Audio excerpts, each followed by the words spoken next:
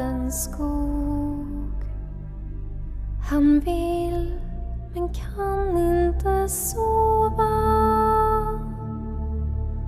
Hungern river hans varga buk och det är kallt i hans stova.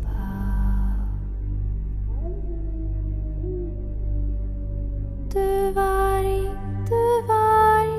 kom inte hit. Ungen min får du aldrig. Du varg, kom inte hit.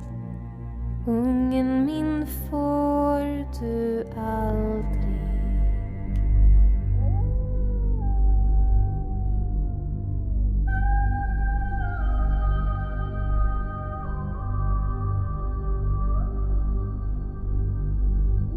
Vargen ylar i nattens skog. Blanco. Ellos vivían en una casa de hielo que los protegía del frío, una casa construida sobre un desierto de agua, una casa redonda y chiquita que algunas enciclopedias llaman iglú, pero que ellos llamaban con nombres de amor, porque allí pasaban las larguísimas noches del Polo Norte a salvo de los colmillos de los lobos y de las tumbas de nieve. Una casa en la cima del mundo donde fueron felices. Eran una familia de esquimales con un padre que salía a buscar alimento, una madre que mantenía encendida la lámpara de grasa, dos pequeños hijos varones y un abuelo que apenas se veía detrás de su ropa de piel.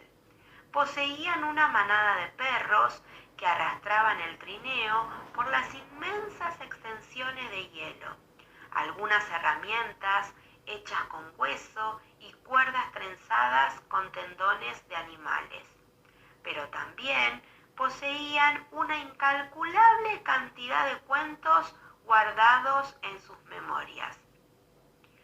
Cualquiera que habite un lugar donde las noches duran 6 meses y no quiera morir de melancolía, debe tener un tesoro de cuentos. En aquella familia de esquimales, los cuentos eran cosa del abuelo, y cada vez que se disponía a contarlos, hasta la manada de perros se arrimaba a las paredes heladas para escuchar la voz neblinosa del anciano.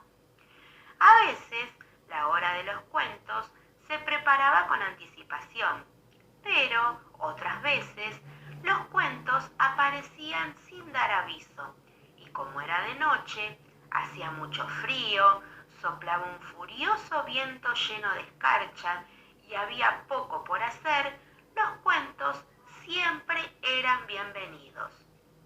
Ahora he visto la luna, dijo uno de los pequeños, que había salido con su padre a dar cuidado a los perros.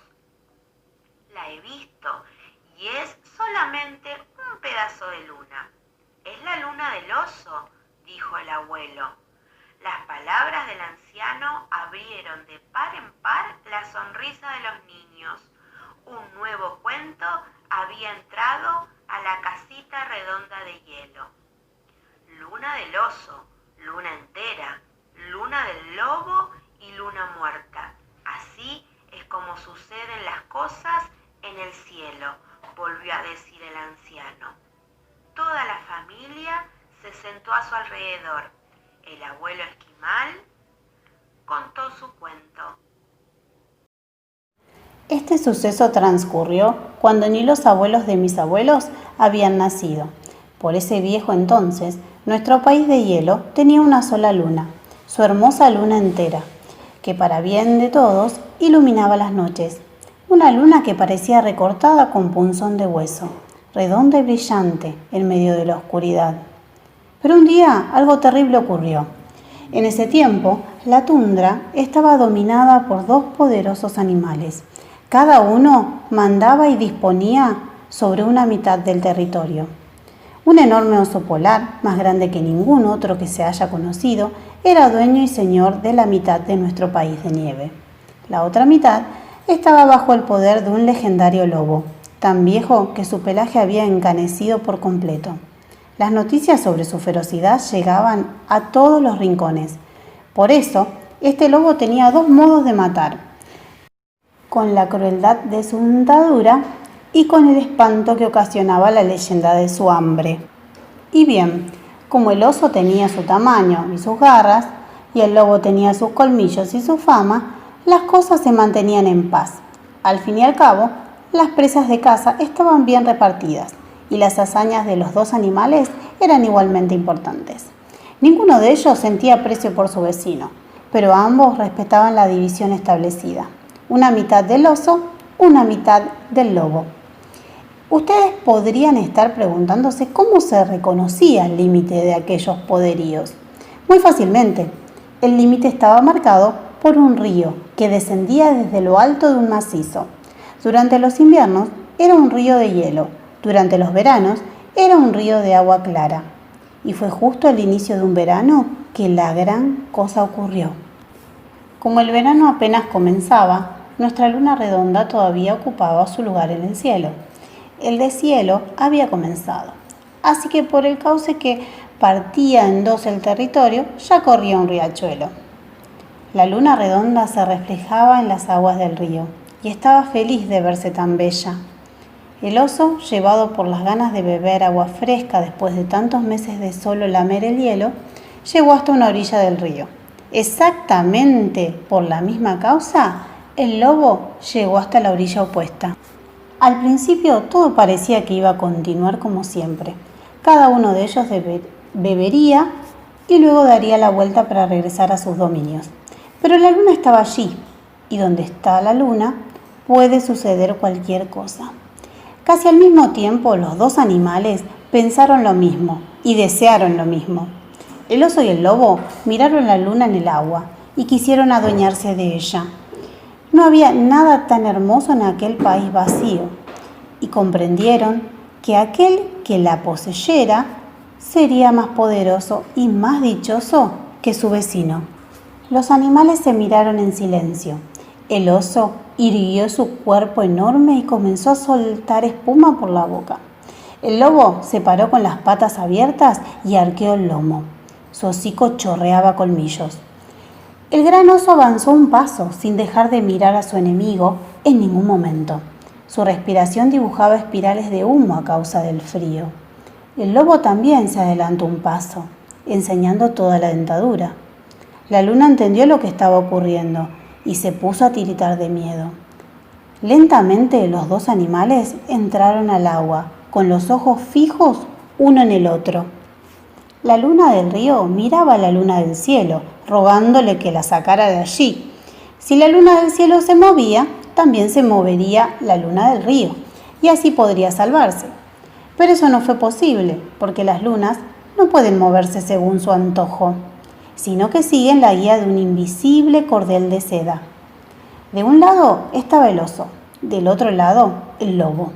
La luna temblaba en el medio, y la luz de la nieve iluminaba aquel desdichado encuentro. Donde todo es hielo, las peleas terminan en muerte. Así que, como fuera, alguien iba a morir al final de aquella triste noche. Los dos pelajes se erizaron. Rugió el oso, aulló el lobo, lloró la luna.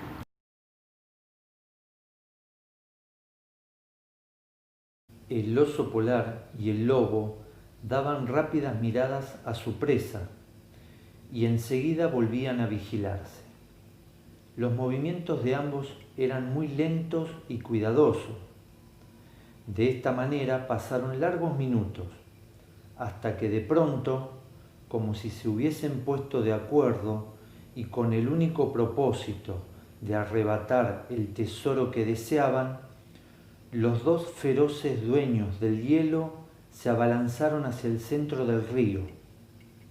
La luna dio un grito de terror. El oso clavó sus garras en la luna, justo cuando el lobo clavaba sus colmillos. Los dos animales tironearon con fiereza porque ninguno quería soltar la luna que había cazado. Entonces se sintió un ruido de cristales rotos. El ruido venía de los frágiles huesecitos de la luna que acababan de quebrarse. Después de los huesos se desgarró la carne luminosa y cada uno de los animales corrió de regreso a su orilla, llevándose consigo un pedazo de luna. El lobo se llevó una porción un poco más delgada y con forma de uña. Lo demás quedó en las garras del oso. En el agua ondulaba la sangre de la luna como hebras de leche que se llevó el río. Desde ese día tenemos 4 lunas. La luna entera, que es la de toda la más antigua, la luna del lobo, la luna del oso, y entre una y otra la luna muerta, que siempre nos recuerda aquello que ocurrió. El abuelo esquimal terminó su cuento. Durante un largo rato, todos en la casa del hielo permanecieron en silencio, tratando de imaginar la noche en que la luna se partió en 2. Los niños pidieron permiso para salir a mirar el cielo. La madre protestó diciendo que hacía demasiado frío y que no era el momento. El padre le dio la razón a su mujer con un asentimiento mudo, pero los niños insistieron y volvieron a insistir. Finalmente, el abuelo se entrometió. Ustedes deberían dejar que los niños salgan a mirar la luna. La mujer, que había comenzado a limpiar unas pieles, respondió que ya la habían visto muchas veces. Posiblemente, dijo el abuelo. Sin embargo, algo cambiará hoy. Los niños salieron de la casita redonda y cuando alzaron la cabeza para ver la luna, luna del oso, sintieron la misma alegría que cuando cada varios meses se acercaba el trineo de algún familiar que venía de visita. Los cuentos nos ayudan a amar las cosas, murmuró el abuelo.